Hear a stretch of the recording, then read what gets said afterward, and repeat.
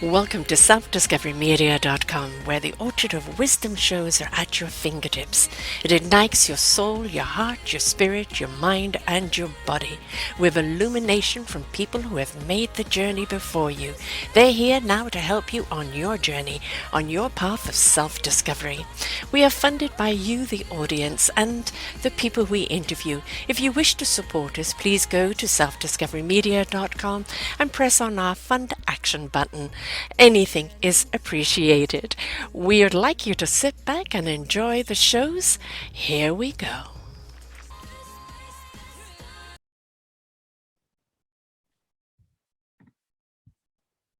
Okay.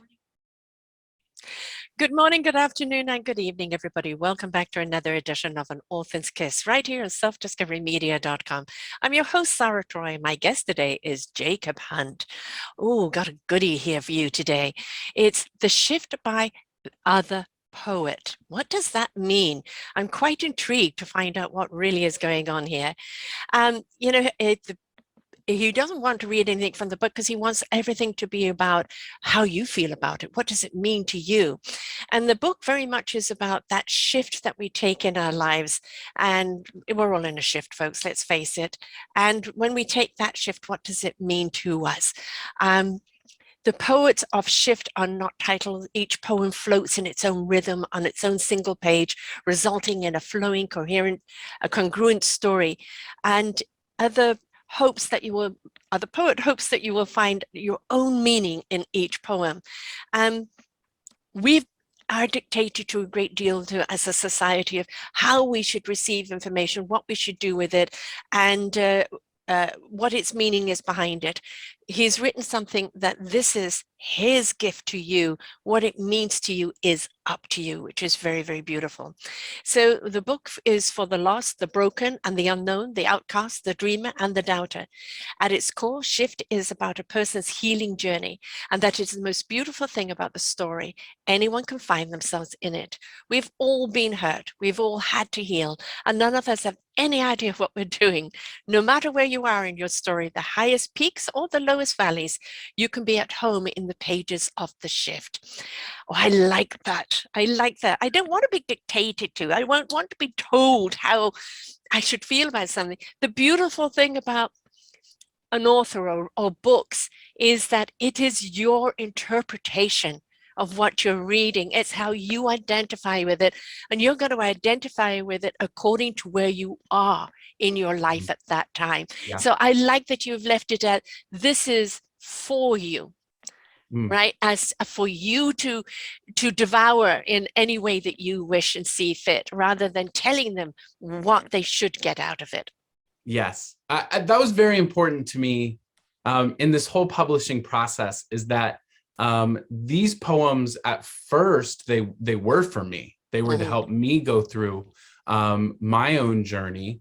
And then as I was editing and as I was working on this book, it was very important that they became more for the reader, for other people. So I love what you've said just about not being dictated to. This is art. And I think, you know, when you walk out of a movie or you go to an art gallery and you look at a piece of art, you're going to have a different interpretation of it than another person. And that's my hope with this poetry. I think that too often we really want that meaning to be assigned for us, and we want to have that like cut, easy, like easy to grasp, easy to understand, like this is what it means, and it's a cookie cutter. And this book really exists outside of that. So yeah, I love what you said about not being dictated to. That's spot on. I'm very much about allow, allow. And I love books where I mean, yes, if you're reading a novel, it's all the way through. But I love a book where I can pick up, what do I need to know today? And in there is that something. And I could open that page a dozen times at totally different dates, and each time it will mean something different. Yes, right? I have had that experience multiple times with this book myself. And I think that that's the beautiful thing about art when it works, when it's doing its job. It's not telling you what it is. It's allowing you, there's your word, allow. Allowing. It's allowing you to have it, let it be what it is, no matter where you are. Right. And be approachable, even when, like, I think, for example, shift is approachable when you're happy. And like, when you're in love, there's poems for that, but there's also poems for when you're in a really low, dark place. And I think that that's that healing journey, is this devastated character, this devastated person is kind of taking those first steps towards healing. It's not the start to finish journey of, at the end of it, it's like, hey, I'm healed, I'm good. It's not that at all. It's more like those first steps out of bed when you've been stuck in bed for a few days, or the first steps out of the apartment when you've been outside for a week, or it's stuck inside for a week. Yeah. It's that first attempt at healing. This network was called Self-Discovery. And, you know, it doesn't matter what you discover about yourself. Oh, I didn't know I could do that, or I thought that way, or this or that. There's always something tomorrow that you're going to discover about yourself. And sometimes some of the most darkest places that we go to, and I suffer from depression, so I know what the rabbit hole is all about. And that deep, dark despair where you feel somebody's just ripping your insides out. But as you kind of come out of it and you start to see the light, feel the warmth, and just you see things in such clarity, in such a different way, that in itself, it's healing as well. People are so afraid to kind of go to the darkness, but sometimes it's in the darkness that we truly see. Yes. I think that that's part of what I personally needed as the writer of this book. I had to go to that place. And in order to do that, I created this world where I could go and experience how I was feeling and work through all of those emotions. I think that really this book is kind of like you mentioned in the summary of it, it does tell one congruent story, and it is very narrative driven. And it's almost like some of these worlds that we've built in movies and in TV shows, and it's like you're stepping into a different world.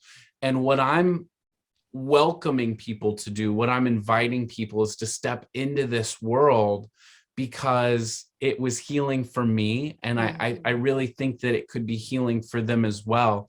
The main character is called the Rocket Man. And one of the images I have of this character is when you see an astronaut, like in their full suit and the helmet and everything, it's like a reflective visor over their head.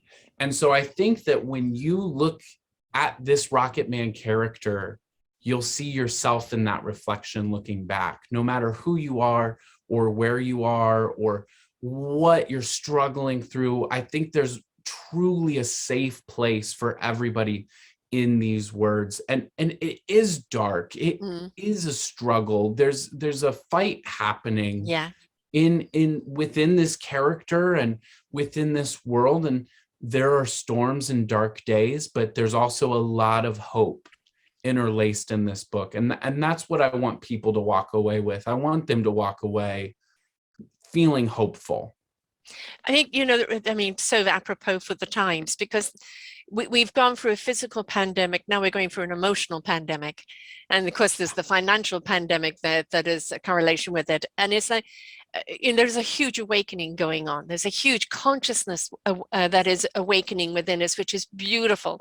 But it's like, you know, I've been pregnant 3 times. So, you know, it's, you go through the pregnancy, then you've got the pain of the rebirth. But once that child's put into your arms, it's that new birth. It's a new birth of you as a mother, as it is with the child and the life that lies before that child. And I think when we're willing to go through the pain and the struggle, we're allowing ourselves to discover a new birth, a new something about ourselves, a new hope, a new direction. And so you're speaking to the people at the present moment that are in that pain, that are in that anguish, that may not know how to articulate that or don't quite understand how they feel. So when you're being so honest about how you feel. You're not sugarcoating it. You're not, like, kumbaya, it's okay. You just have to get up every day and smile. It's okay to be in the darkness. The trick is find your way out. Don't get stuck in there. Yeah. I think that the difficult thing is finding your own way out. And I've been in that place, and I've been there alone. And that's when it's the darkest, is when you feel very alone. And personally, I believe that, these depression, anxiety, these struggles that we go through really isolate us. They make us feel like we're alone, but I don't think we're ever as alone as we think we are. Right. And No, my hope is that in this book, the reader will recognize that they're not alone and feel seen and heard and like they have a place, because I think that false sense of loneliness is what really damages people. And in order to find your way out, we all need a little bit of help.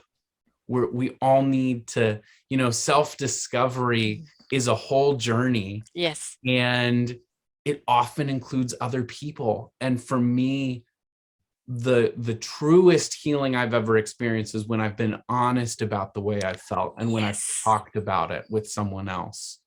And I hope that this book starts positive conversations for people of, I felt really alone as I was reading this, but now I feel more whole and more seen than I ever have before. And I really hope that that's my goal, is to help people feel less alone than I did, and feel seen in a way that I didn't feel seen.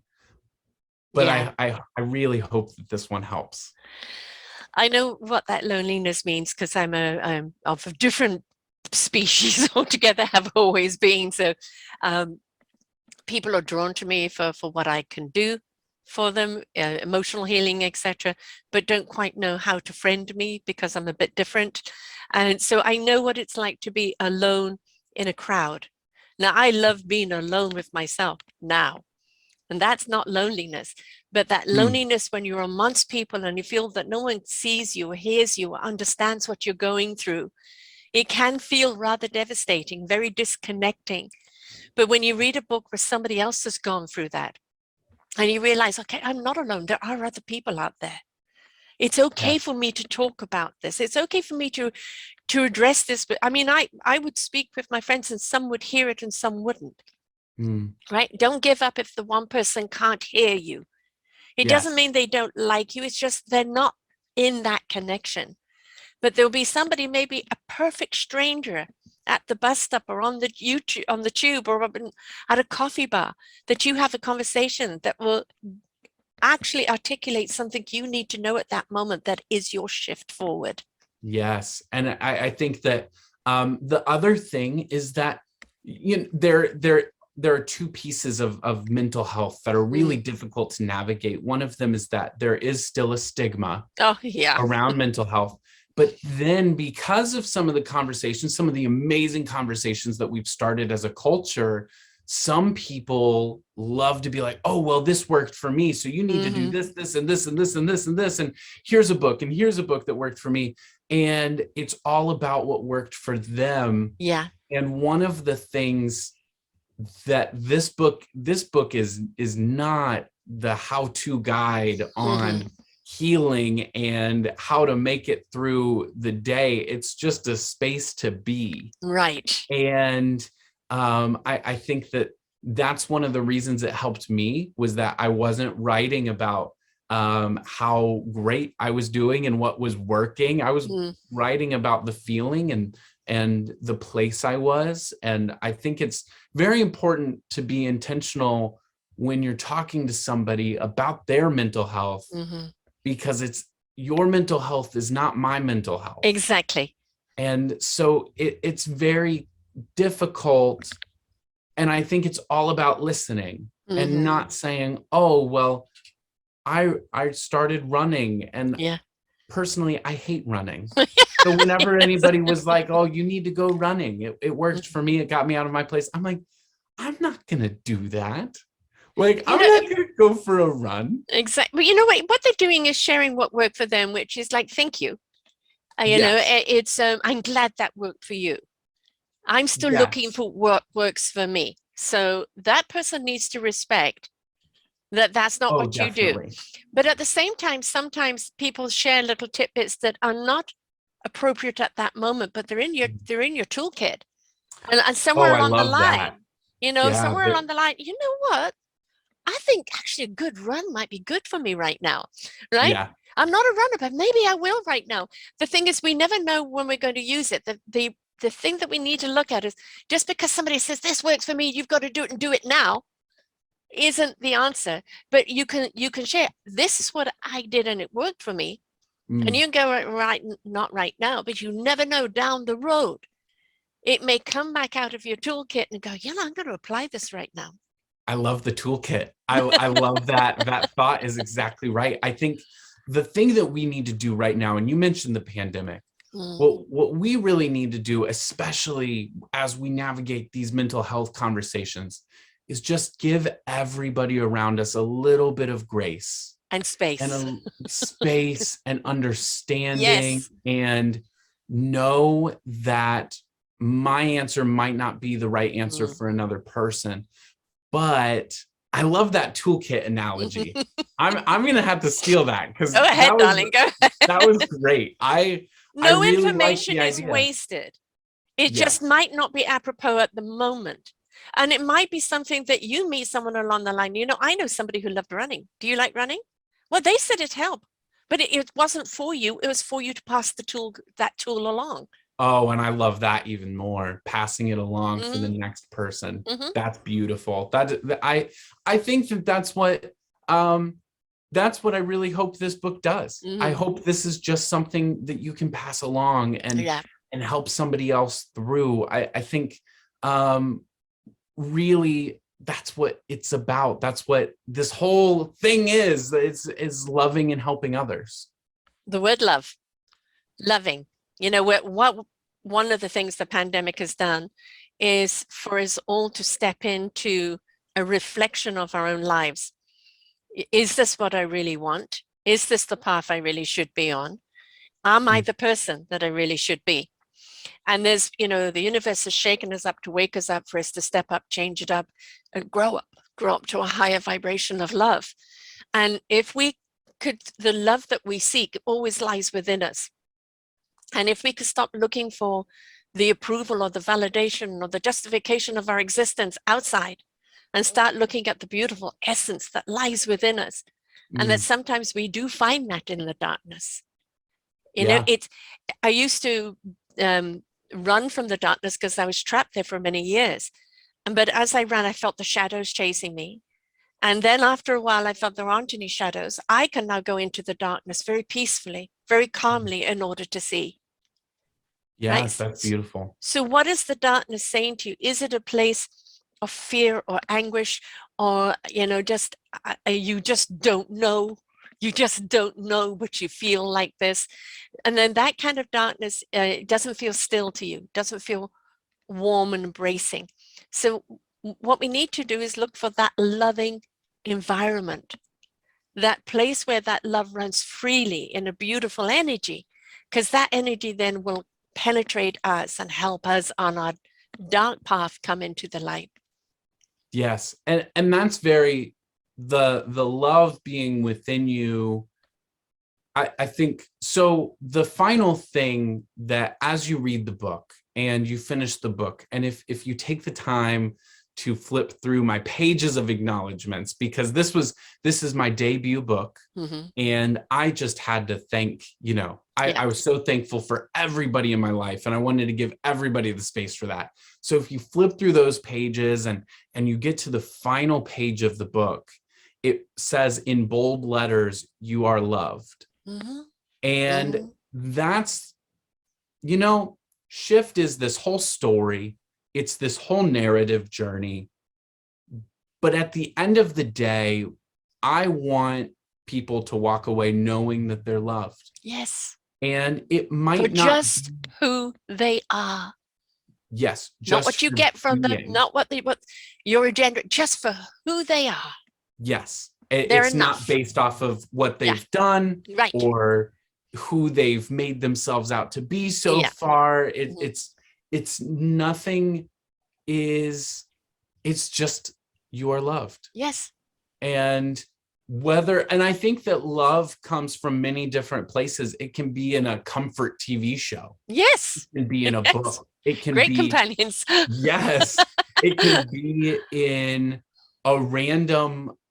I was in a bad mood the other day and I was walking down the street and a random dog came right up to me. And Mm-hmm. I love dogs. And I was Yeah, like, and they know wow, it. this is exactly what I needed. Exactly, that wagging of the And tail and the yes, how they're can you so happy resist? you're Yes. there.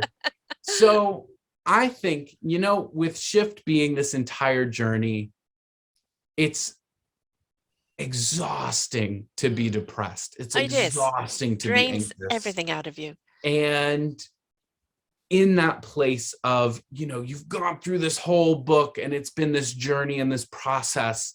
And at the end of it, I want you to be able to walk away knowing that you're loved. Yeah. And I want that to be the final note as we come out of this place of darkness and this world that we've been in together. Yeah. When we are in that darkness, sometimes, as I said, when you get down that rabbit hole, there is no reasoning to it. There is no intellectual understanding. It doesn't matter what you articulate. The brain's got nothing to do with it. You're in that pit of anguish, of sorrow. And sometimes you could just be picking up the sorrow of the world. And it just is saturating you, and you just don't know how to release it or how to cope with it. But the danger is staying there. There's always got to be that journey of, I have to look for some light, because I got trapped in there for 8 years where I didn't want to see any light. There was always a light at the tunnel there. I could see it. It's there for you when you're ready. But it was safer for me to be in the darkness. Whoops. I'm so sorry about that. I don't know what happened. That's okay. It's internet. But sometimes it feels safe to be in the darkness, and because you feel protect yourself. And you can just give people a facade of what they want, but you're guarding yourself. And it's we have to understand when the darkness really gets hold of us, and not let it get hold of us to a point that we don't want to or can't come back out. Yeah, you don't have to stay in this singular state of being Exactly all the time. No. I think that we often feel stuck when we're in those dark places. And even in those darkest times, and I'm picturing this world we've built in Shift, just absolute darkness. I do believe that there is a light shining somewhere. And I think that if we pay enough attention, it's ourselves where that's coming from. Even if we can't see it as well, I think that if we're really looking within, we can find even if it's just a small spark, right, it could set the whole thing alight. Yes. And I think it's very important to really take a moment to not just, I don't think it's, you're in the dark and all of a sudden it's like, oh, I'm okay. There's no logic to it. No. But I think having the knowledge in the toolkit of, this is a place where I am right now, and recognizing that and being okay with yourself being in that place, and being able to slowly take a step forward, and just one step. And that's what this book is really inviting you to do, is take one step forward.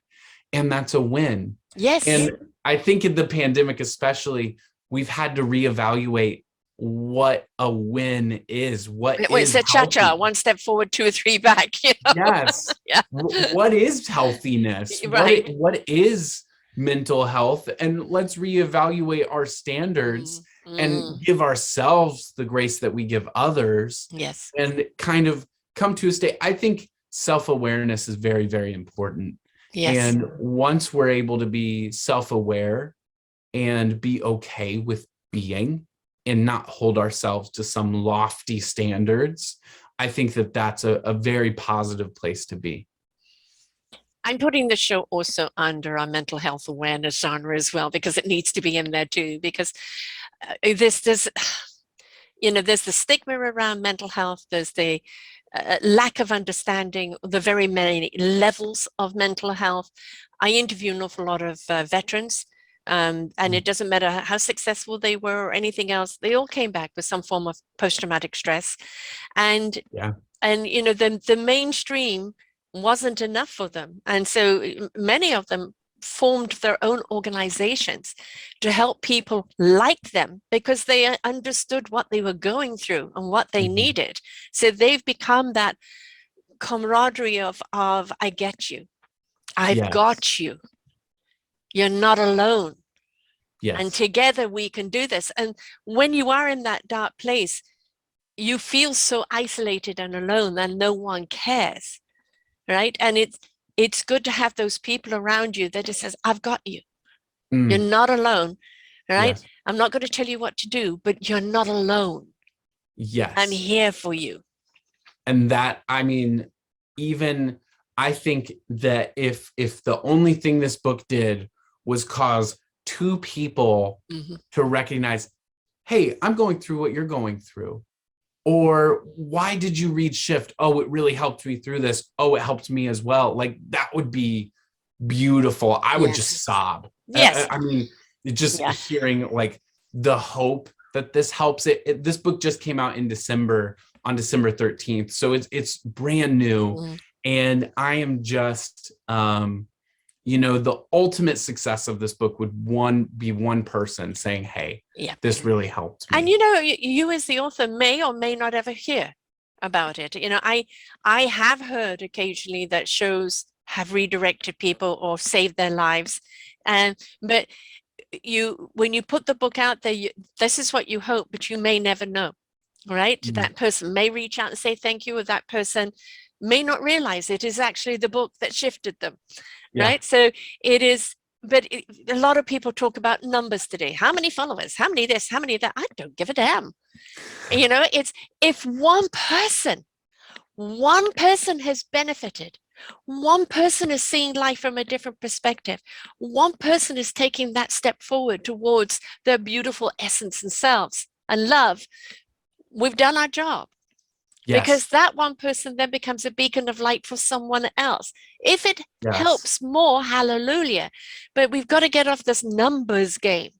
Oh my goodness. That is something that I have always struggled with. And, there's a piece of me, and there's a piece of all of us. Oh, I want the followers. Yeah. I need more followers. I need more engagement. I need this and this and this. And my conclusion with all of this, and with Other Poet kind of being this, it's almost like a band name or a persona, but with Other Poet, I've just kind of decided, at least for now, to let the book breathe. Yes. And let it be what it is. And go where it needs to go. If it'll find its way. Yes. And so I haven't done a big marketing push. And the funny thing is that I have a background in marketing. So I know all the things to do. Right. And there's just something about it that with this book, I just decided that this was going to be the foundation for whatever else I do. And I want to start it well. And I don't want to worry about numbers for the first time in my life. I don't want to be focused on the numbers. I just want to be focused on the impact. And the thing is, the book will reach, when somebody reads this book and it's resonated with them, they are going to tell other people, because that's the best form of marketing, has been since the beginning of time. Right? This book did this for me, and somebody else will pick it up and it'll do something totally different for them. I mean, this is why I advocate for book clubs. Everybody come and share what it did for them. Yes. Right? And that's why I say for podcast clubs, listen to a podcast, share afterwards what you got from it. And you see it and feel it from your perspective. They feel it and see it from their perspective. But when you share all of those perspectives, look at the bigger picture that you've just got. Yes, you're able to take this limited view and get a better zoomed out picture of this beautiful painting that a group of people can create together. Yes. I think that, and that's, I mean, that's rooting. That's rooting. Yes. Yeah. I absolutely love art that 10 people have a different idea of what it is. Yes. And 10 people will look at something and be like, oh, this is my takeaway and this is mine. And like when everything's different. And that's the primary reason that none of my poems are titled. Right. At first, none of them had page numbers either. And they just kind of floated. But my mom is a writer as well. And she's my, my first reader. She inspired me to write in the first place. And as I was sharing this book, we were talking and she was like, I don't know how to refer to specific poems. Right, if there isn't a page number. There's no page numbers, there's no titles. Like, how do we do this? Yeah, exactly. And so I did decide, let's have page numbers so I can say, oh, page 60 is a great, I needed something. Yes, but reference. It's very important. It's a reference, Yes. Yeah. From my perspective, titles give things meaning. And titles ascribe a meaning to it and put you down this one path. Right. And my hope is that with each of these, there will be, many, many different paths. And maybe there is my takeaway and something that I hold dear, but I would love when you read it for you to walk away with a completely different perspective and walk down a completely different road with it. I look at it as this way. You are the tree trunk and you're firmly rooted. What you're doing now is you're branching off. Yes. But each one of those branches, when you look at the tree, are always different. They may bear the same fruit or they may bear the same leaves, but each one of them is going to flap differently in the wind. They're different shapes and sizes, different lighting hitting them is going to be a different view. And that's really how you should look at the book, is that it is a different branch according to how people are looking at it. Yes. You keep bringing these amazing metaphors and you're saying these things to a poet. And I love it. That is exactly where my mind goes. Yes. There's, there are certain events in the book that happen to these characters and there are certain characters and those, are that fruit that it'll be on this same tree. Yes. It's always going to be the rocket man at the center. However, the rocket man is the trunk. Yes.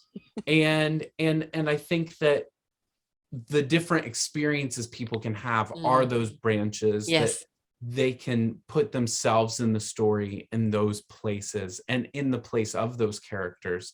Because like you mentioned in the introduction, which was beautiful. Thank you for that introduction. I blown away by it. I was like, oh wow, I don't deserve this. But of course you do. I throw that one out so much. But I think, every single person can find themselves in the story. I found myself in this world after deaths in my family and my parents' divorce and the end of a really terrible relationship and kind of all of that in my youth cooked this book. Yes. And all of my past and isn't that story somebody else's story, right? Yes. Right. We've all somewhere along the line been through stuff like this. Yes. And that's the thing. I think that's the relatability.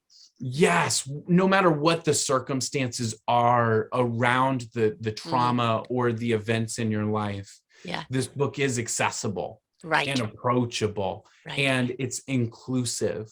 Yes. And I think that that's very, very important because as I wrestled with myself and with poetry in particular, I asked myself, why does the world need another white male poet?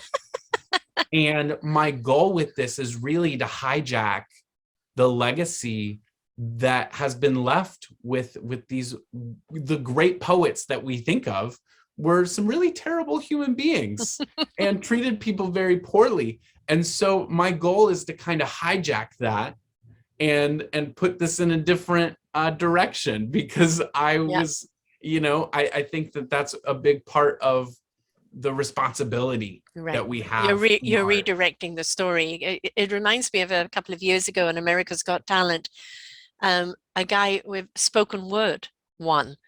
And this is like a few years beforehand, never would have even got to the second stage. Yeah. But his timing of the way he spoke, and it was in rhythm, it was his own form of poetry, and it spoke to everyone's heart. It was his story.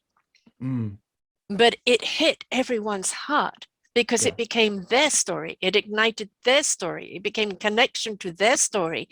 And he went on to win against incredible talent because people were ready for someone to speak their pain, but also their light from that pain. And so sometimes timing is everything. Yes. When is the time right? Where you're at right now and where we are at right now, this time is right. We're coming out of this anguish at the present moment into a different vibration with the tiger year and with the whole frequency of growth that is growing right now, with the consciousness that's awakening. And it's going to be foot to the pedal this year. And so having people who are in that darkness, in that anguish, in that, of how do I find that light and love within me? It is for you to represent who they are at the moment, where they are, but the universe is showing them where they can be. That's beautiful. Yes. I think that anybody will, I love what you said about my story becoming your story. And that is truly what this book does. It's a reflection. Yes. You're maybe talking about you, but really you've ignited the story that is mine within me. I relate. Right? Yes. I may not be going through exactly what you're going through, but I'm going through something that makes me feel the same way. Yes. And if we could all just be honest, and say, this is what I'm feeling, a room full of people would feel so much more whole. And so much more positive. And that's, you talk about rhythm and timing, and that's another thing about my poetry that is very different. And this book really exists in a unique space because it's a full 8x11 page of poetry that, from as you flip through it, it moves through the pages. It has its own cadence and its own rhythm. God, and one of things. Yes. One of the really interesting things about it is that I truly think that because of the spacing, and I think there's as much meaning in the spacing as there is in the words themselves, because of the way it's spaced, I think that the way that even you and me read it, the timing could be different and the rhythm of it could be different. And that really excites me. Life, right? Yes. That really excites me because when you and I talk about what we're going through, we're going to talk about it at a different pace, at a different rhythm, and from a different place of what we've gone through already and experience, and different places of understanding and wisdom. And that's what happens with shift as you read it out loud, as you read it even in your head, like just the spacing and the way it works. I think the order of it will be really interesting to see how people interact with it and how they engage with it. And it's so exciting for me to think about different people approaching it in a different way. It reminds me of, artists who have a very, very popular song, and then years later, somebody else does it and completely reconfigures it. Yes. Right. Oh, that's so cool. And the artist looks at it and goes, oh, I love that version. Right, because it's still got the essence of the story of the song, but it's a different interpretation. It's a different way of looking at it. And if we could stop looking at shame and blame for a start, right? Yeah. Don't shame and don't blame, please. take that away from, don't compare and don't compete. Take that Mm. away. Those are detrimental things. Leave the competition to the Olympics. It doesn't belong in your life, right? To compare is to feel less than, right? So, and when we shame and blame people, we're blaming them for what they're going through. Instead of, we should be celebrating what they're going through. You know, I see you, I hear you. You know, talking about movies, Avatar, you know, the simple thing of hand on the chest, I see you. Yeah. Right? It doesn't, I know who you are, I see you. Ultimately, as human beings, we want to be seen. We want to know we count. We want to know we're contributors. We want to know that we're here for a reason. And very often that depression and everything is a lost soul who hasn't found that connection of a meaningful purpose. So instead of putting them down, boxing them up, drugging them, turning the other cheek, belittling them, or anything else that we do to them, why don't we ignite that loving energy around them so they can find their way to their own meaningful purpose? Yes. Oh my goodness. I think there's so much there to think about with what you said, and there's so many takeaways of that. I think comparison is one of those terrible. I mean, I think we all go through it. Yeah, we're in this age of social media and Instagram and looking at other people and what they're doing, and it causes doubt and jealousy, and there's nothing good that comes from it. Yes. And I think that personally, all the comparison and all of the, you know, the different struggles of, oh my goodness, you mentioned competitiveness. I'm the most competitive person. You were marketing. That is a competitive arena. I am such a competitive person, and it's reflected in so much of what I do. But one of my goals with this and the poetry is there's no competition, and I bet that was hard for you. Yeah, for you to step out of that, because that was kind of a conditioning of who you were and how you've conducted your life. And now you had to step outside of that altogether. No compare, no compete, because who are you competing against? Yeah, I think at first, early on, it was other poets. Right. And that's part of the name. Yes. I can't believe we got there so organically. That's part of the name. Yeah. Is saying other poet. It's almost it's this two pieces. It's saying, it's almost like self-deprecating humor of saying, oh, I'm just one of the other poets. Yeah. I'm just another poet. And I think that, you know, the world, if a person who doesn't love poetry sees the name, oh, it's another poet. And so I got it there. And I also wanted to bring this place, this book and this world that I'm building, to a completely different place than poetry has gone before. And so it does set itself apart of saying, I'm other poet.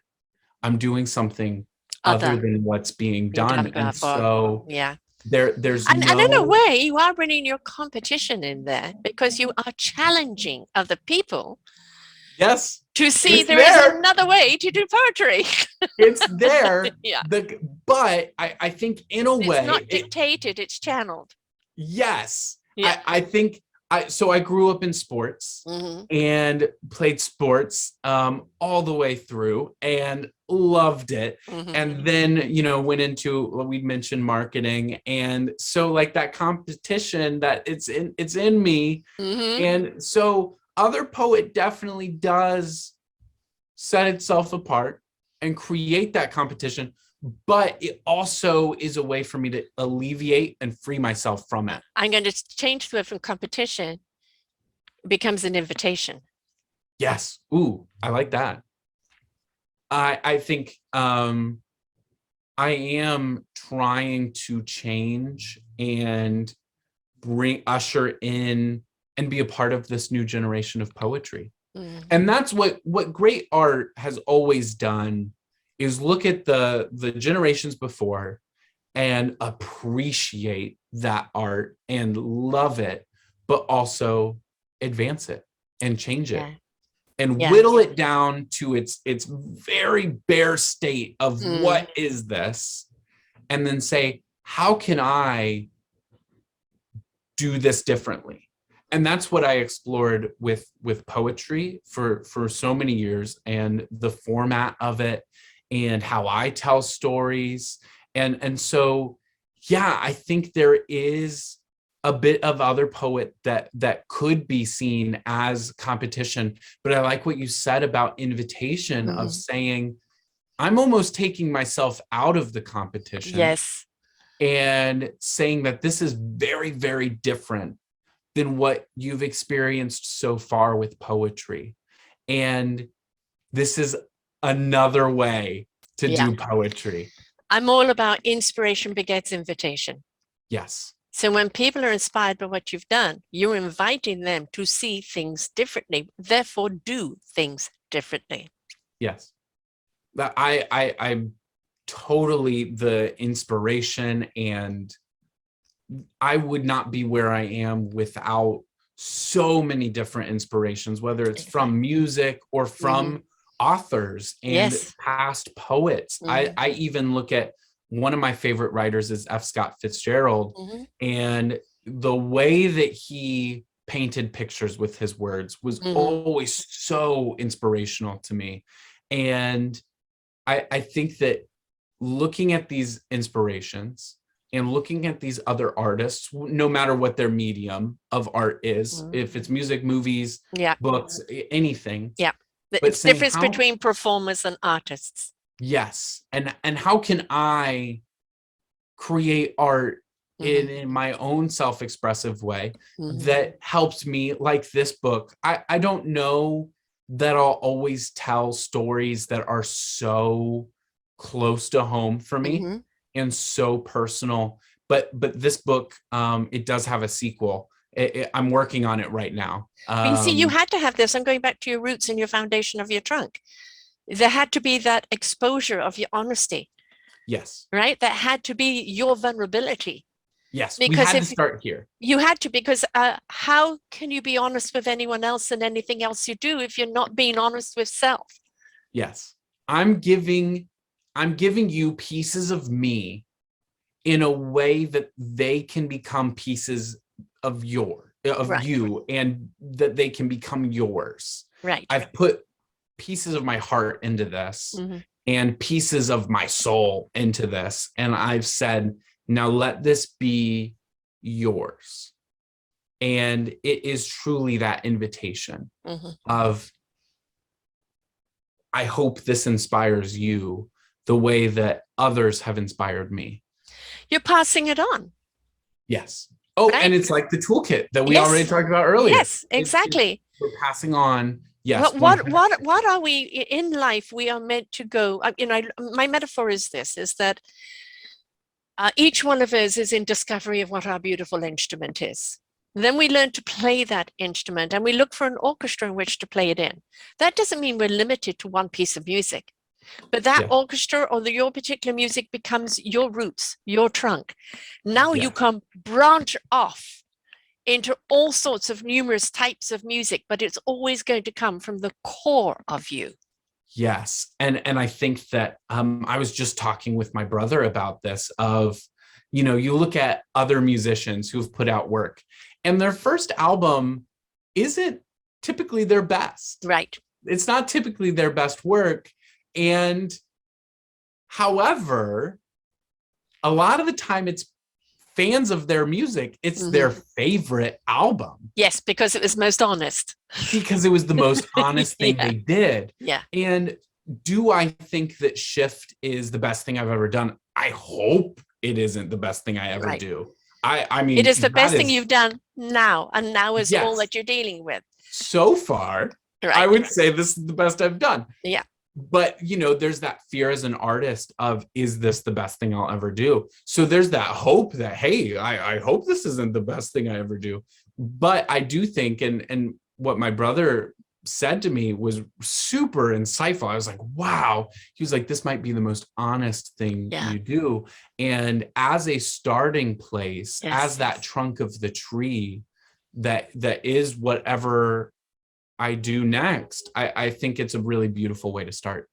Well, I can tell you from over 2,000 shows that I've done and through many, many years of other coaching, counseling, the most important thing in your entire life is to be honest with self and to step into who you are, why you are, and what you're here to do, and to listen to the very core of you.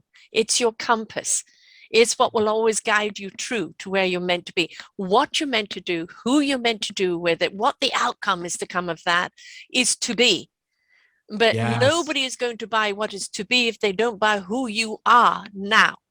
And so our own self-discovery is, who am I at the very core essence of me? How do my branches reach out to others and become that inspiration, become that guidance, become that elevation that is going to support other people? But fundamentally and most important in anything we do in life is be true to who you are, why you are, without apology, without any dictation or expectation from other people, for just who you are. And then let your own self-discovery of what that means in what you do. Yes. All I have to do is be. And That's it. Simple. I grew up and really struggled through making others proud of me. And still wasted 50 years on that, darling. It's a waste of time. To this day, whenever somebody says I'm proud of you, yeah, oh my goodness, I'll follow you to the end. Yes. If you say you're proud of me. So one of the things I was in a therapy session now a few years ago, but one of the things that my therapist said was that all you have to do is be. And that's it. That's enough. That is enough. You don't have to do a million things. And I got myself into so much trouble over the years trying to be everything for everybody. It's a waste of time. It's a waste of energy. It's a waste of your life. I end up, you can't be everything for everybody. No. It's painful. Trying to make everybody happy, the people pleaser in me. No, yes. Always trying to make people happy. And finally, through that conversation with my therapist and through years of healing, have come to a place of, it's okay for me to just be. Exactly. And whatever that looks like that day is okay. There's no gauge of ultimate success. Right. Success is being and being yourself. Yes. And being happy with being you. Yes. And sharing. Yes. Your beautiful true self with others. I think one of the other places that I've gotten into trouble is when I've tried to be someone I'm not. Yes. In order to please everybody others. Else is taken, darling. Just be yourself. Yes. And I think that whenever I've tried to paint this great picture of, oh, I'm this awesome person and always trying to do too much and be everything for everybody in the room, finally coming to a place of being and not trying so hard to be someone I'm not, but ultimately, like, isn't it a great sigh of relief? Oh my goodness. And what they don't tell you is that by being yourself, you're enough. Do more for others. Yes. Yes. And like one of the things I always try to do, I deal with hard things with humor. And so I'm always trying to be the funniest person in the room. I'm funnier when I'm not trying to be funny. Exactly. And I'm, more insightful when I'm not trying to be insightful. That's one of the things with otherpoet I never wanted to do, was say things in a manner and in a way of speaking that makes them seem so profound. Right. But to just say the things honestly and let them be themselves, like let the words be themselves and not try to make them in this inauthentic way be profound, but to actually it's the allowing, it's the channeling, it's coming from the core and the universal beautiful divine energy that comes through you, and your work it's a reflection of your inner being or your outer struggles, but it is that honesty, and it will be profound to those that it hits. That really hit me. right? That Yes. is when it becomes profound, but we can't dictate what is profound, what isn't. I like the Four Agreements by um, Rue, I've forgotten his name, but the agreements are speak your word with integrity, right? Own them, own your words, right? Yes. Um, don't take things personally. If somebody dumps on you, it's their garbage. You don't have to buy it. Don't assume, ask. Never assume, because you're always going to assume differently to what the truth really is. And simply do your best, gauge by what is your best, what you honestly can look in the mirror and say, I gave it my best, right? Four Yes. simple rules that will make life a lot easier, because we're not then living for everybody else's approval or Yes. everyone else to be proud of us or anyone else to see us. I spent 50 years bending myself into a pretzel, trying to be what everybody wanted me to be. And it was Yes. exhausting. I became sick because of it. And I Mm. could never please anyone because I wasn't being honest and true to who I am. Now I'm Yeah. honest and true to who I am. I'm going to please those that feel my essence and my presence. And I don't have to be anyone else other than Sarah. As Popeye says, I am what I am. Yes. I think one of my favorite quotes was Walt Whitman's quote, be curious, not judgmental. Yes, And yes, walking into every situation with curiosity yes, and without judgment. I think it's so yes. important to The just to willingness be to curious. learn, the Yes. willingness to explore. I don't think we explore enough as human beings, Oh, I and then totally that agree. that has come a great deal through kind of religion and Mm. education and doctrine. Everybody in a nice little box with a nice little bow on it, and that's what will make you happy.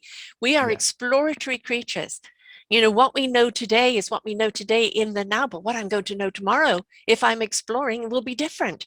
And it's not Yes. for me to judge what that is going to be or dictate what that is going to be. It is for me to allow, be open and willing to receive in wonderment, in exploration, in adventurism, because life is pretty awesome when you decide to see it from a different point of view. Yes.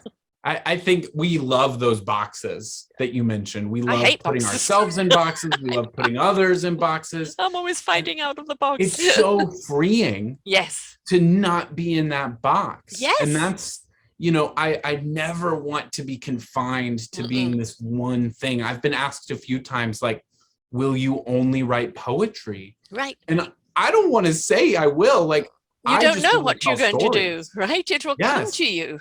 My goal is to tell a story, and the method of which I hope is always changing and Yeah.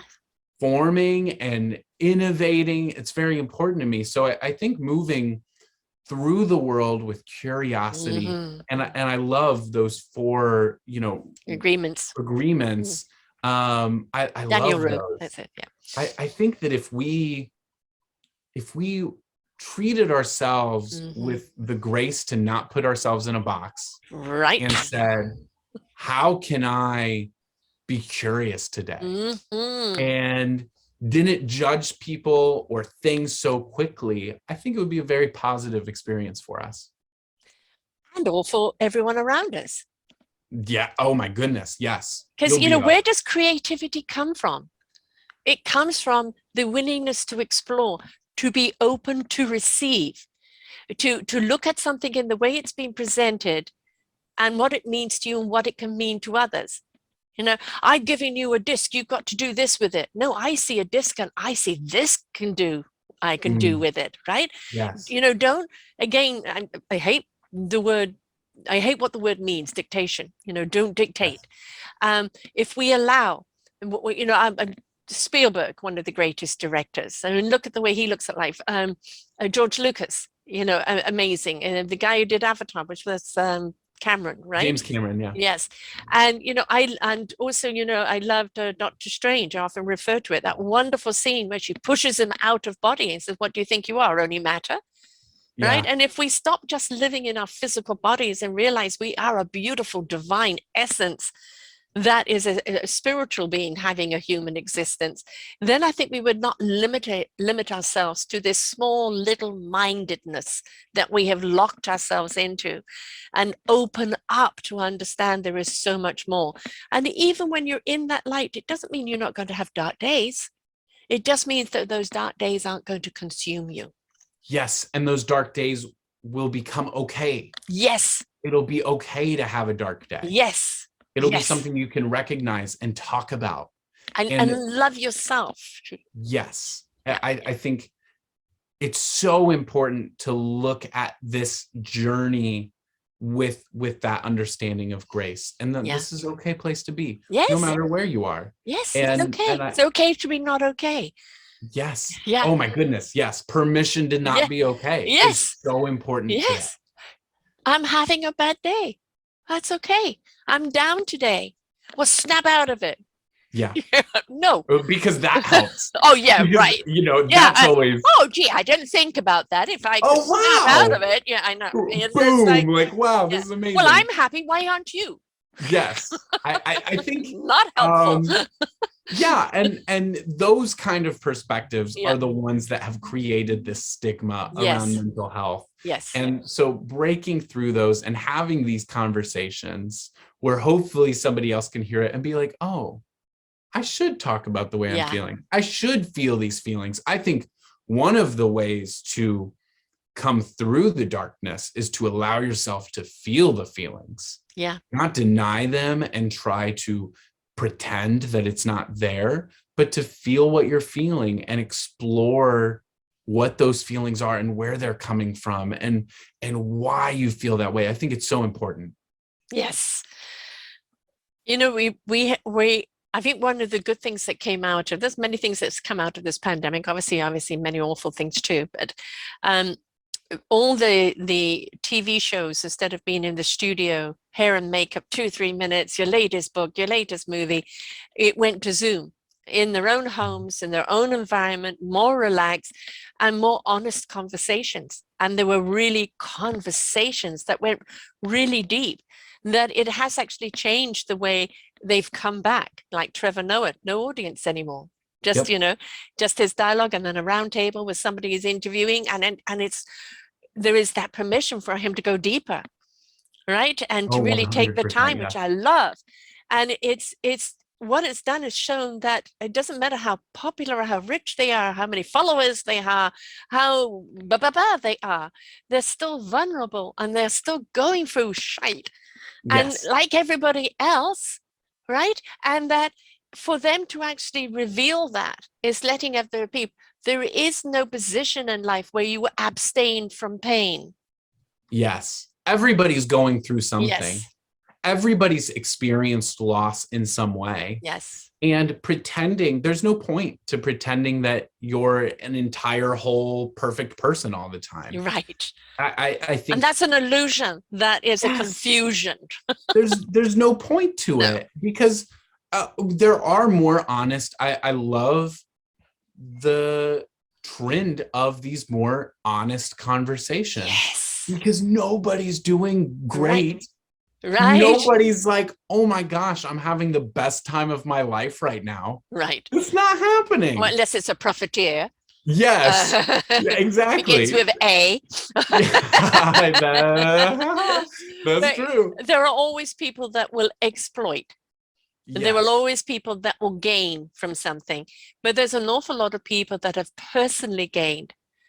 You know, like I interviewed somebody in the beginning that traveled around the world for his business. And then, you know, early pandemic got shut down, and he loves to surf. He says now he does this Zoom call in his car, right? Yeah. And then in between appointments, he goes for a surfing thing. And he said, why do I need to get on a plane and travel? I completely changed my life. I have more balance. That's amazing. Right? The balance. The balance. There are parents talking about how they've found more balance with their families. Yeah. And I think that work-life balance that we've struggled with so much, it's becoming a little bit easier. Yeah, because the priorities have changed. Yes. Yeah. And I think that that's a really beautiful thing. As we go through the world, it's important that we have some of that balance, and we have community around us, and a very authentic community, something that's not an illusion, like you mentioned earlier. Like we're not rose-colored glasses. Yes. Yes. Do you remember the series Wanda? I do. You're right. And so, you know, she painted everything because like this 1950s sitcom, you know, everything's perfect. You know? Yes. And underneath that Yes. He's not okay. Yeah. Wow. I would not have guessed that on this call we would talk about Avatar and Right. Marvel. Okay. Well, there's But another one, Station 11. oh my goodness, I just watched that show. Uh-huh. I read the Uh-huh. book. Uh-huh. I'm going to rewatch it again soon, Yes. even though I just finished it. That show is Right. incredible. It is. And those characters and the entire journey, Yeah. the whole thing is immaculate. I Right. love it. I Yeah. think it's fabulously done. Yes. I love things that leave you so many questions and so many, Oh, it's like, ooh, because you yes. start to see things from a different lens, and you sit. I love books and TV shows and things that I refer back to, or I reflect on, or that pop Yes. up in my mind of like, that was said in that book or that show or that this and that, because that's what it is. It's beautiful information to go in your toolbox to Yes. come out when you need it. Yes. I as a writer, I want to leave room for you to ask questions, Right. room for you to breathe. I'm not going to answer all the questions and to be honest, the second book was ultimately going to be this, making it to that mountaintop. Right. And I realized as I was writing it, I haven't been to the mountaintop. I don't know how to write this book about being a healed person. Right. And I had to scrap the whole thing at first. You're in process. Yes. Right. And not answering those questions. Right. And leaving them to be questions, because some things are better off as questions. Well, the thing is, you're asking the person the question, but even in asking the question, the answer is looking at you. You don't need to say anything. It's Yes. just that person asking the right question. Yes. And when they actually ask that, because half the time they don't know which question to ask. And so they can come up to you and ask a question. And you can reflect back and go, what does it mean to you? And all of a sudden the answer is there. Yes. And the answer that they find is theirs. Is theirs to their problem, to their Yes. issue, to their discovery. Yes. Not a reflection of what is yours.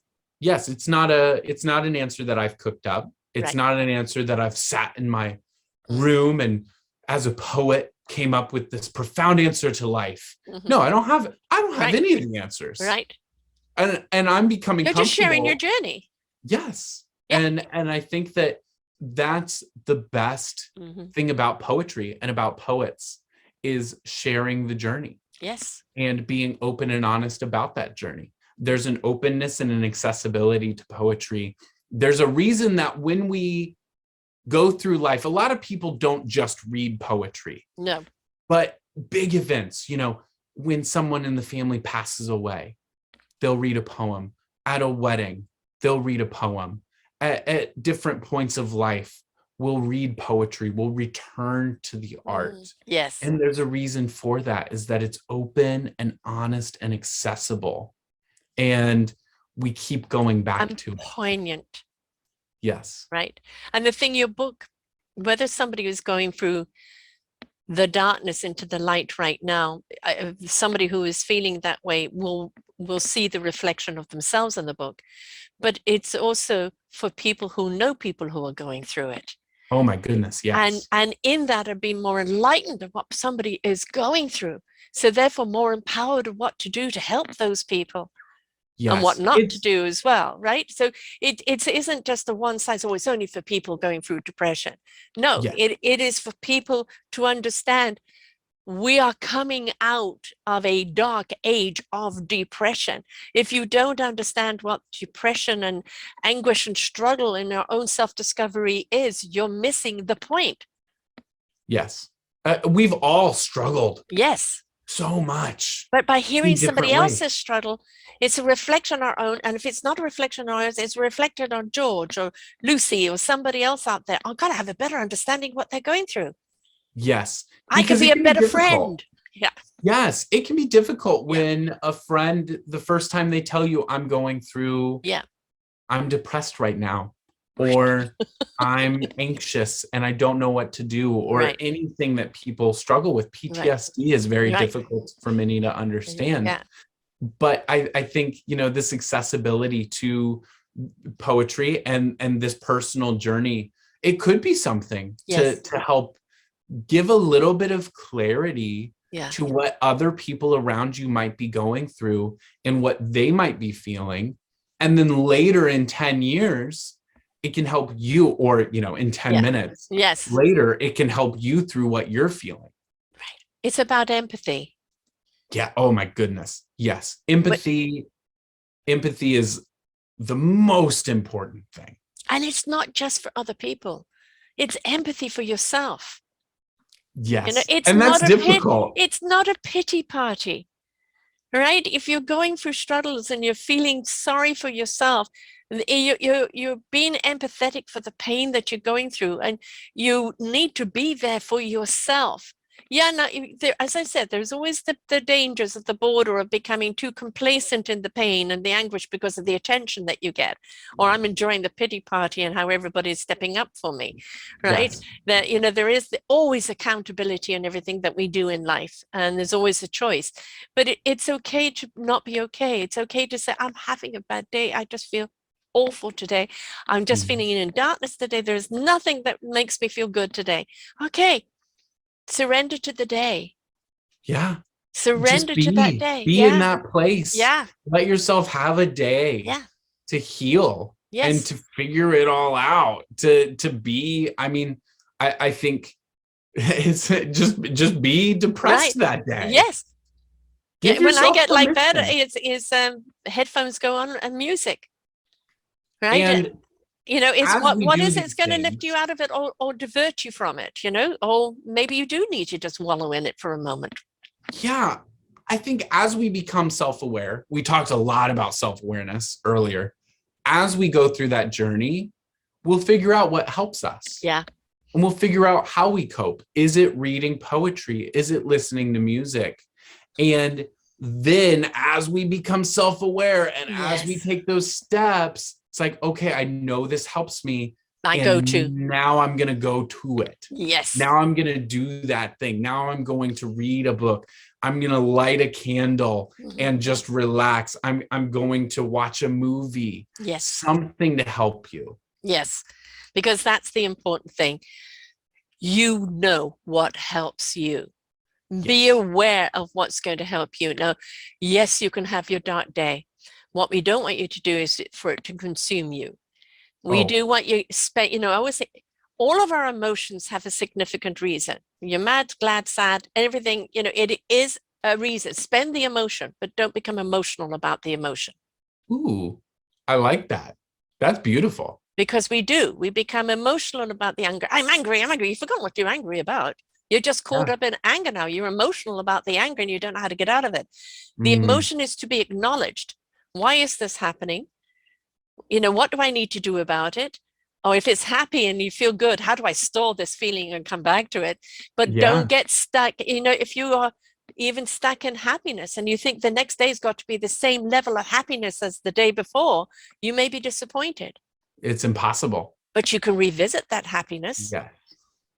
Yes. I think understanding our emotions and not being emotional about the emotions, but understanding, and I think it all goes back to self-awareness. It's all going back to that place of being self-aware and knowing yourself. Yeah. And then pursuing things that build up your person when you're mad, when you're happy, when you're sad, and allowing space for that. And you may be, I'm a person that's perceived as very positive, but my darkness is my shadow all the time. Oh my goodness. I am the most outwardly positive person, and the pep talks and the encouragement, but it doesn't go back inward to myself. I mean, it's gone in. I'm 67. I've worked a lot on myself. It goes back in, but it's just I carry a weight, and I don't know, the empath of me, the spiritual person of me, I carry this weight inside of me all the time.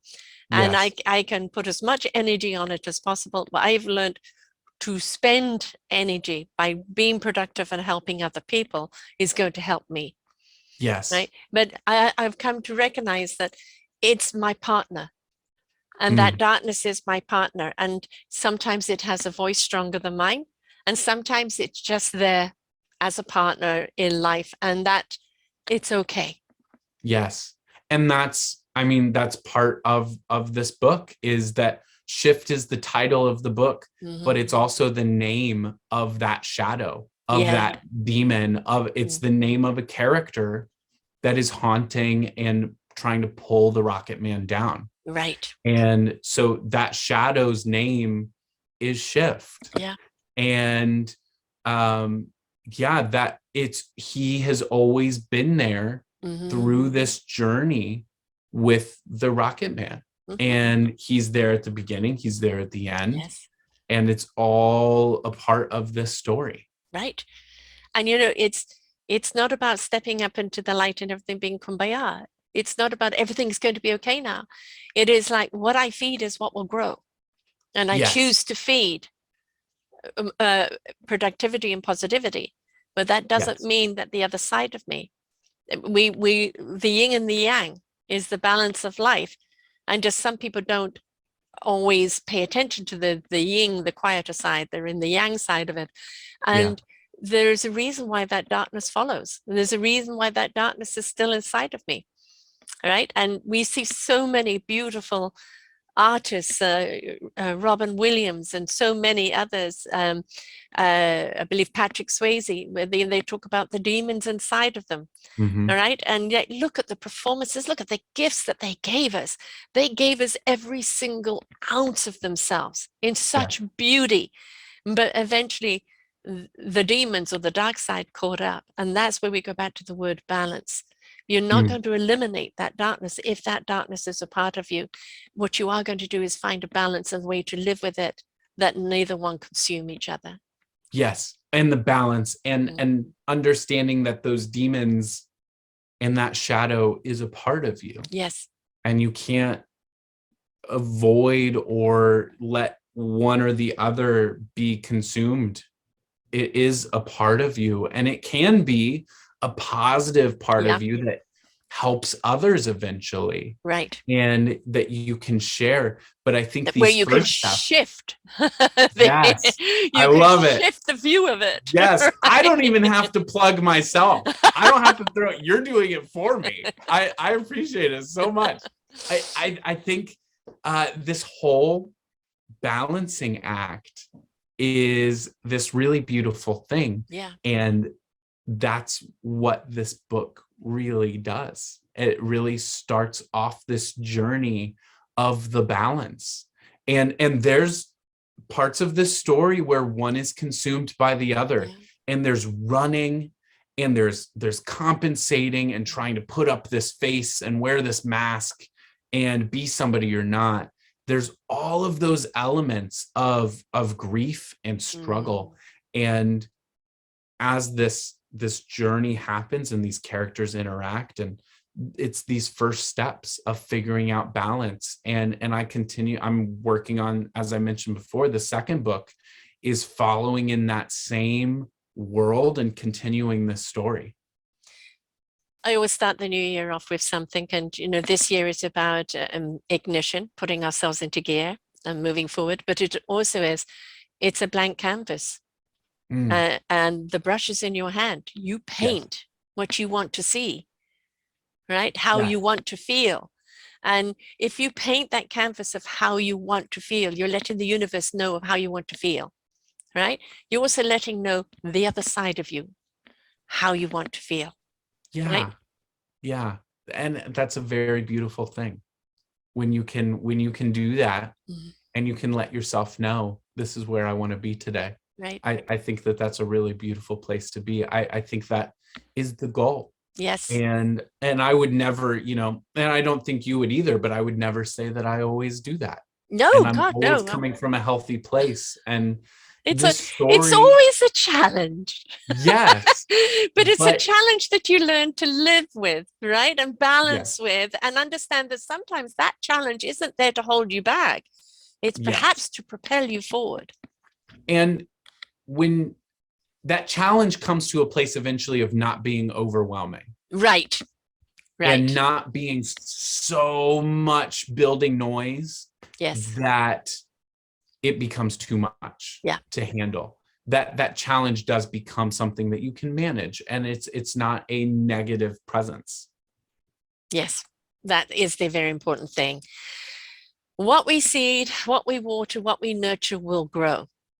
But that doesn't mean there aren't going to be challenges in that growth. There are elements around, right? The animals that may want to eat it. There's always something. Just because you've stepped into the light and you've stepped into that beautiful higher energy of love doesn't mean there aren't going to be challenges to that balance. There always will be. But the more you step into it, the more you step into that energy, the more you can cope with anything that's been thrown at you. Yes. Right? You know what to do, because in the toolkit, all those things that you can bring out to face that challenge at any given time. And that comes from life experience and the willing to live life and be open to experience life, good and bad, right? Hard or easy, and understand it's all about your own self-discovery of how awesome you are, how strong you are, how courageous you are, the abilities that you have, the gift that you are. And it's all in that discovery of that. And just because you've stepped into that discovery doesn't mean you're a beacon of light for other people, but even a beacon of light has a shadow. Yes. And it's all about, since we've mentioned movies a few times, in Frozen 2, one of the songs is Do the Next Right Thing. And that's become something that is very, it's something my mom and I say to each other all the time of, okay, I'm going to do the next right thing for me right now in this moment. And that's the only thing that you are meant to do. Yes. And right? Because that's what you were given, that's what you're here to do on earth, is to be you and give of yourself, because that will serve the people that need to be served from you. Yes. And in the song, she talks about stumbling through the dark towards the light and just taking each right step. And that's the whole beautiful journey of this book. Right. And who knew that songs like, Frozen and Let It Be and all of those things, that has such an impact on all ages. Yes. Right? Oh my goodness. Because, when we listen to certain music and there's certain words in a song or certain things being said in a movie, certain things that you read in a book, and it's like, it stays with you. It stays with you because it means something to you, or it becomes a tool, or it becomes a skill. All right. And you can go back and listen to something and read something at a different time in a different frame of mind and get something totally different from it. Oh, 100%. And that's the beauty of it. I love it. Yeah. And that is the ultimate goal, I think, of great art is allowing people to return to it and experience it in a new way, from a new perspective, from a new state of being. Yeah. I see pictures and things all the time, especially faces, in patterns and things like this. And it's always interesting. I'm always intrigued, okay, that's an interesting face, and it's just, I'm a seer. So I see things in different things and I see possibilities all the time. Doesn't mean I know how to make them happen. I just see them. But if the thing is, be true to who you are and why you are, and the gift that you are. Don't try and be anyone else. And if you do have the shadows in the life, if you do have, don't forget, white stands out beautifully on black. You can still have your words, even if the blackness is there. You can still stand out. But the most important thing is be yourself, because you are the gift that is here to serve humanity, right? Nobody else, everybody else is doing their own thing, but you don't need to be anyone else. You don't need to do it like anyone else. You need to do it from something that comes from your very core, that is very honest and true to your being. And that's what you're doing with this book. Yes, that's the goal. And I hope that it inspires others to do the same. I hope that it inspires people to stay, even just for one more day, and to do the next right thing. That's ultimately the goal. And I hope that the reader and people watching this will feel seen and heard. That is what we all look for in life, to be seen and to be heard. Do you see me? Do you hear me? Do you know while I am here?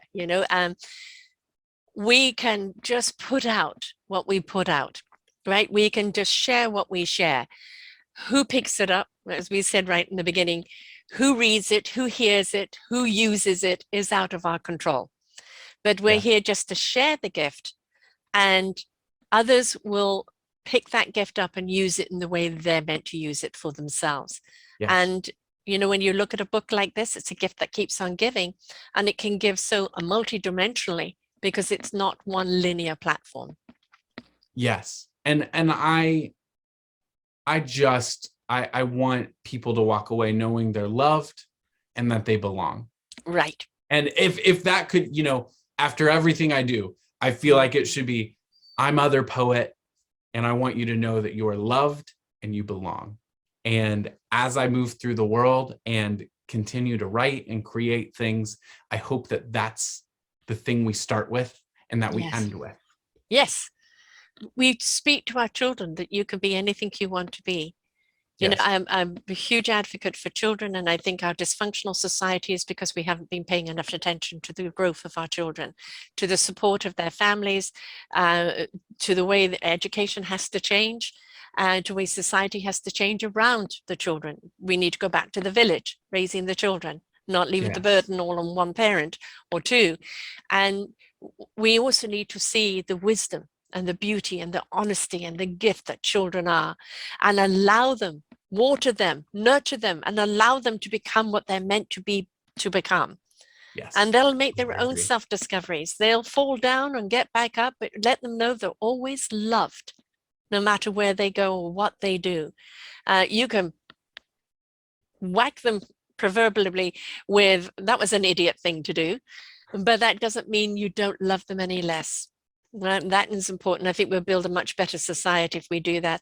And the way we approach people that are suffering through any form of mental challenge is that let us simply be kind. Yes. Let us care. Let us give a damn. You might not be equipped to do anything other than to say, I'm sorry, mate. I'm here in any way I can help. Right? Yeah. I'm just there for you in any way I can.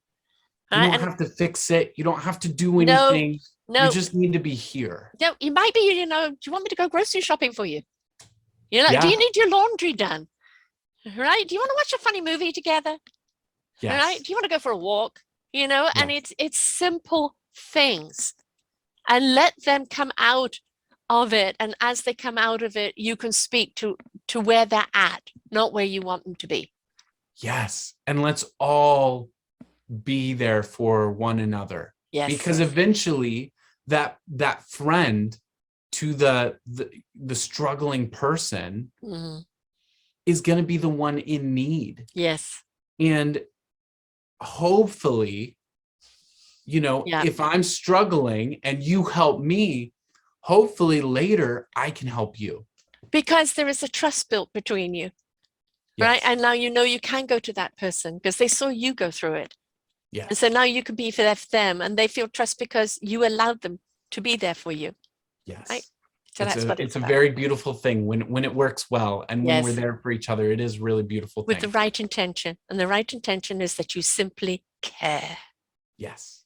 Right. It's that empathy. It's empathy. that love that we've talked about. Little compassion, folks, goes a long way. Definitely. Yes, it does. How do people get hold of the book, and how do people get hold of you? Yes. So I am reachable, and the book is reachable through my website, www.otherpoet.com. So it's all just one word. It's otherpoet.com. You can buy the book. It's cheapest there. It's on Amazon. Because of the way the book is built, Amazon charges an arm and a leg. Don't deal with Amazon. Go right to my website. It's cheaper there. You can learn more about me. You can read my story a little bit. And there are also ways to connect with me on Instagram and through email. Wonderful. When the second book is done, come on back. Oh, I would love to. Chapter 2. All right. And I'm looking forward to hearing and seeing what that is all about as well. But, mostly thank you for being vulnerable, sharing that vulnerability, and letting other people know that it's okay not to be okay. And that there is light at the end of the tunnel, but we are the light, where we're looking, where's the end of the tunnel? Well, just switch yourself on. You are the light. It will show you the end, right? Yes. But thank you for writing the book. Thank you. And thank you for having me. It was an honor to be here. I loved this conversation. And I do really hope that people walk away feeling like they belong and that they're loved. You certainly are by us. Thank you so much. Thank you. And to everyone out there, remember, we don't have to go through it alone. But having a book like this, where it reflects on your own story or story of somebody you know that you care about, there's always that reflection of understanding. And when we understand, when we have that compassion and that empathy, we can step up and be there for each other as we're meant to be. So please reach out and grab this book, Other Poet, Shift by Other Poet, and share it. Have a conversation about it. There is no age barrier here. Teens up for sure. And our teens desperately need it. They need to know it's okay to have those dark days. And that doesn't mean it's the end of days. So until next time, folks, remember, the solution is always right in front of you. Bye for now. We hope that you enjoyed the show right here on selfdiscoverymedia.com. Please tune in to our selfdiscoverymedia.com/shows and you will see all the other genres that we have from you. Every week on Tuesday, we bring you new shows from illuminating people. If you know someone that should be interviewed, please contact us at info@selfdiscoverymedia.com. Now stay tuned for your next show.